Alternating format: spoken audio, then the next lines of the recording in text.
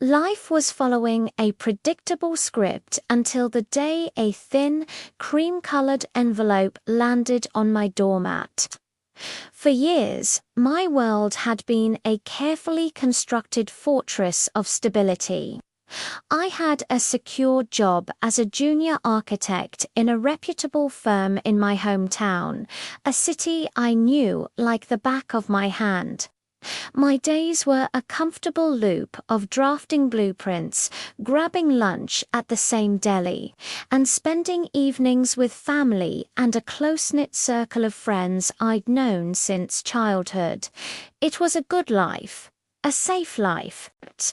Everything was planned out, from the 5-year career plan my boss had laid out for me to the quiet suburban house I was saving up for, just a few blocks away from my aging parents. I was living the definition of good enough, a life that ticked all the right boxes and met everyone's expectations, especially my own. There was a profound sense of security in knowing exactly what tomorrow would look like, and the day after that, I was firmly, almost stubbornly, planted in my comfort zone, convinced that this predictable path was the only path to a happy, successful life. The script was written, and I was playing my part perfectly, never once thinking to question the plot. But that single envelope tore the script to shreds. I found myself standing at a massive crossroads, one so monumental it felt like the ground had literally split open beneath my feet. Inside was an acceptance letter, not just to any graduate program, but to a prestigious and notoriously difficult to get into urban design fellowship in Tokyo. It was a dream I had secretly harbored since my university days, a wild, colorful fantasy I'd scribble in the margins of my notebooks, but never dared to speak aloud. It represented everything my current life was not: chaos, uncertainty, adventure, and the chance to work on groundbreaking projects that could redefine city landscapes. On one side of this chasm was the safe path, the promotion that was just around the corner, the comforting presence of my family, the life I had so meticulously built. On the other side was the unknown path, a foreign country where I did unspeak the language, a culture completely alien to my own, and a professional challenge so immense it could either make or break my entire career. The two paths were starkly, painfully clear, each pulling me with an irresistible gravity. It felt like I was being pulled in two completely opposite directions, my heart and mind engaged in a brutal tug-of-war. The internal battle was relentless. I spent countless hours creating meticulous pro and con lists. The stay column was filled with logical, sensible points. Family responsibility. Financial security, the guilt of leaving my parents who were getting older, the fear of losing the career momentum I had already built. The go column was shorter, more abstract, filled with words like passion, growth, once in a lifetime, and what if. Those two words echoed in the silence of my apartment, growing louder with each passing night. The pressure from others was immense, though mostly unspoken. My parents' worried glances, my boss's casual mentions of my future projects at the firm. My friends' assumptions that we all grow old in the same town, it all felt like a web of expectations holding me in place. The fear of making the wrong choice was a physical weight on my chest, a constant dull ache of anxiety. The question that kept me up at night was, what if I go and I fail, and I come back with nothing but regret? But it was soon followed by a far more terrifying counter-question. What if I stay and spend the rest of my life wondering what could have been? This was the thought that truly haunted me, the ghost of a future self filled with resentment and quiet desperation. I envisioned myself years down the line, sitting in that suburban house, looking at blueprints for another local shopping center, and being consumed by the memory of the dream I had let slip away. The fear of that lifelong regret began to outweigh the immediate fear of failure. I realized that failure was an event, something you could learn from and move past.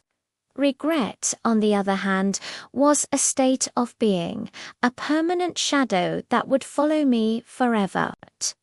The fear of the unknown was paralyzing, but the fear of a stagnant, unlived life was even more so. The deadline to accept the fellowship loomed, a final, non-negotiable date circled in red on my calendar. The night before, I sat in front of my laptop, the acceptance portal open on the screen. The cursor blinked rhythmically over two buttons, accept and decline. My hand trembled as it hovered over the mouse. I could feel my heart pounding against my ribs, a frantic drumbeat of anxiety and adrenaline. My mind raced with 1,000 worst-case scenarios: getting lost, being lonely, running out of money, not being good enough. It felt like standing on the edge of a cliff, staring down into a swirling abyss of uncertainty. For a moment, I almost clicked decline. It would have been so easy to just close the laptop and return to the safety of my predictable script. In that split second, I made the choice to lean into the fear instead of away from it. I took a deep, shuddering breath, closed my eyes, and clicked accept. The moment the confirmation page loaded, a bizarre wave of calm washed over me, silencing the frantic noise in my head. It was done. The point of no return had been crossed. The sensation was surreal, a terrifying cocktail of panic mixed with an exhilarating shot of pure adrenaline. Sending the email to my boss to resign felt like severing the final anchor tethering me to my old life. Signing the lease termination papers on my apartment was another physical act of letting go. Each step was a small, definitive action that made the decision more and more real, pushing me further out into the open sea, away from the familiar shoreline I had always known. I won't lie, there were moments I wanted to turn back. The first few months in Tokyo were brutal. The reality check was a cold, hard slap in the face.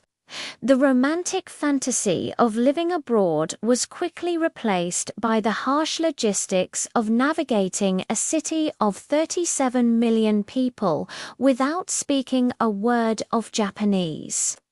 I felt profoundly isolated. The fellowship was more demanding than I could have ever imagined, and I was surrounded by brilliant minds from all over the world, triggering a severe case of imposter syndrome. I'd spend long nights in my tiny apartment, staring at the ceiling and thinking, what have I done? The temptation to book a one-way ticket home was overwhelming. I missed the simple comfort of talking to a grocery clerk in my own language, of understanding street signs, of calling my parents without calculating the time difference. I missed the person I used to be, confident, secure, and in control. Here, I was a novice in every sense of the word, fumbling through every single day. But then, slowly, things began to shift. The turning point wasn't a single, dramatic event, but a series of small victories. It was the first time I successfully ordered a full meal in broken Japanese. It was the moment a complex design concept I had been struggling with for weeks finally clicked into place. It was the evening a colleague invited me to a local festival, and for the first time, I didn't feel like an outsider, but a participant. I started to see the benefits of being so far out of my depth. I was forced to become more resilient, more resourceful, and more open-minded than I ever thought possible.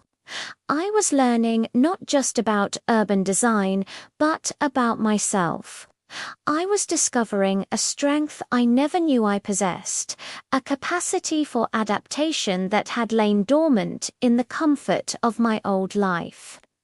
It was in the struggle that I found my footing, realizing that true meaningful growth only ever happens when you're willing to be uncomfortable, to be a beginner, to be completely and utterly lost. Looking back now, that decision was the defining moment of my life, because it taught me that the opposite of a safe life is a dangerous one. An expanded one. Choosing the unknown path didn't just change my career trajectory. It fundamentally rewired who I am. It broke the predictable script and handed me a blank page, giving me the pen to write my own story. A story filled with unexpected plot twists, complex characters, and breathtaking scenery I never would have seen otherwise. It taught me that my capacity for happiness was untied to a specific place or a set plan, but to my willingness to embrace change and pursue the things that set my soul on fire.